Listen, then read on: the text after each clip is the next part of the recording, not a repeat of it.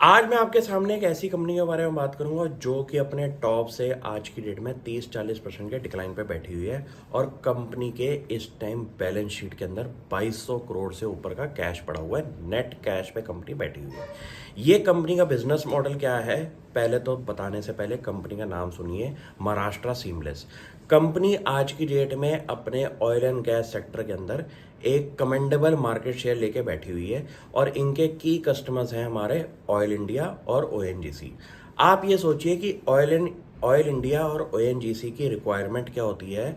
एक साल के अंदर तकरीबन तकरीबन ये oil and gas companies 500 offshore और ऑनशोर वेल्स को डिग करते हैं।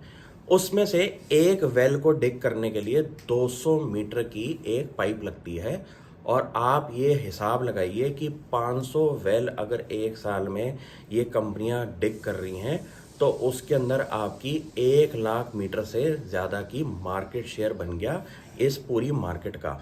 आप ये सोचिए कि इतने बड़े लेवल पे अगर आपके वेल्स में जो पाइप लगने का बिजनेस है वो महाराष्ट्र सीमलेस जैसी कंपनी लेके बैठी हुई है, तो आपको ये समझ में आ जाएगा कि फ्यूचर के अंदर contribution on revenue in companies का आगे भी रहेगा।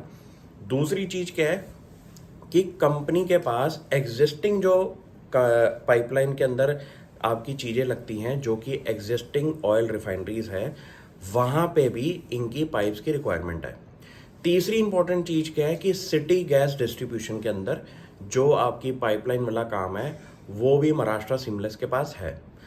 एक ऐसे माहौल के अंदर जहाँ पे फ्यूचर आउटलुक बहुत ऑप्टिमिस्टिक है। दूसरी चीज़, स्टॉक का डिक्लाइन इस टाइम वेल कैप्चर्ड हुआ है। और तीसरी चीज़, कंपनी की बैलेंस शीट पोजीशन बहुत स्ट्रांग है। ये तीनों की इंग्रेडिएंट होते हैं कि अगर आपका एक स्टॉक में अभी फिलहाल डिक्लाइन बैठा हुआ है लेकिन फंडामेंटली कंपनी में कोई दिक्कत नहीं है, तो थोड़ा सा पेशेंस लेवल आपका टेस्ट किया जाता है मार्केट में जब आप काम करते हैं। अगर आपके पास inherent nature as a patient investor नहीं है तो आज नहीं तो कल किसी और कंपनी में फंसोगे और हमेशा सोचते रहोगे कि यार एक मेरी ही किस्मत में ऐसे स्टॉक्स हैं जो लॉस दिखाते हैं। आपको ये किस्मत पे रोना धोना नहीं करना।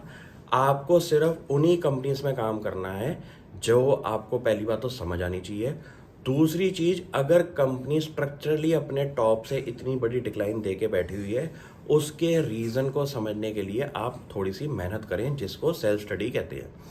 तीसरी इंपॉर्टेंट चीज़ क्या है कि अगर फंडामेंटल्स कंपनी के इंटैक्ट हैं, शेयर प्राइस में डिक्लाइन है, तो ये एक शॉर्ट टर्म इम्पैक्ट है जिसका फ्यूचर के अंदर कंपनी रिकवर करके दिखाएगी।